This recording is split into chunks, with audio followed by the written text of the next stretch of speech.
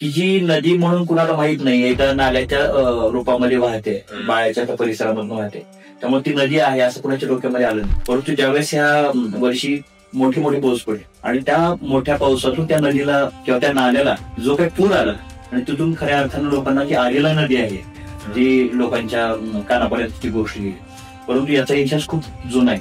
सोलापुरातील अनेक लोक याच्यावरती काम देखील करतायत, नदी संवर्धनाच्या संदर्भात काम करतायत. जलबिरारी नावाचं एक पोर्टल आहे, त्याच्यावरती महाराष्ट्रातल्या जवळपास 108-109 नद्यांबद्दल काम करणारे समन्वयक आहेत. आणि या काळामध्ये जेव्हा महापूर आला आणि प्रत्येकाच्या घरामध्ये जेव्हा पाणी गेलं, तेव्हा खऱ्या अर्थानं आदिला नदीची भयावह परिस्थिती काय असू शकते पूर आल्यानंतर ते लोकांच्या नजरेत आली.